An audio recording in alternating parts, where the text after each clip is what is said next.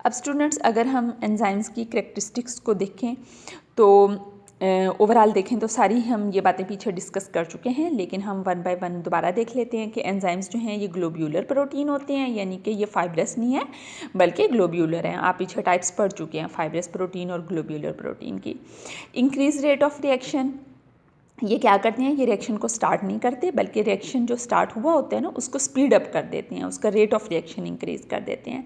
Does not affect the nature और properties of and product. अब जो एंड प्रोडक्ट बनना था बगैर एंजाइम्स के ही, ठीक है, रिएक्टेंट ने एंड प्रोडक्ट में कन्वर्ट होना था, एंजाइम की प्रेजेंस में भी वही प्रोडक्ट बनता है। यानी एंजाइम प्रोडक्ट की प्रॉपर्टीज़ पर इफ़ेक्ट नहीं करता बल्कि सिर्फ और सिर्फ क्या काम करता है, रिएक्शन की स्पीड को इंक्रीज़ कर देता है। प्रोडक्ट वही बनेगा जो एंजाइम की एब्सेंस में बनना था। स्मॉल अमाउंट नीडेड, अब एंजाइम जो अगेन एंड अगेन यूज़ होते रहते हैं, इस वजह से अमाउंट इनकी बहुत ज़्यादा नहीं चाहिए होती है। जैसे भी हमने पीछे कोएंजाइम्स की बात की कि coenzyme again and again use हो जाते हैं, इसलिए वाइटामिन्स जिनसे कोएंजाइम बने होते हैं उनकी ज़्यादा ज़रूरत नहीं होती, थोड़ी अमाउंट ही चाहिए होती है। Very specific in their action, enzyme जो एक्शन परफॉर्म करते हैं उसके लिए स्पेसिफिक होते हैं। तो यानी अगर कोई ख़ास फंक्शन, फॉर एग्जांपल हमने सेलुलर रेस्पिरेशन के एंजाइम्स की बात की, तो जो एंजाइम सेलुलर रेस्पिरेशन के लिए होते हैं उन्होंने सेलुलर रेस्पिरेशन ही करनी होती है, वो कोई और फंक्शन नहीं परफॉर्म कर सकते। Very specific in their action, ठीक है।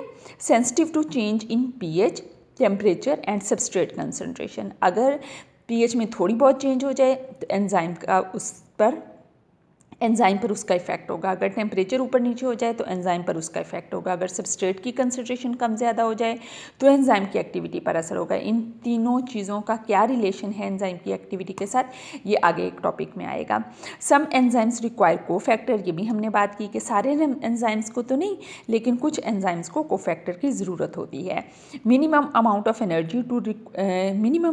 Energy required to start a chemical reaction is called activation energy.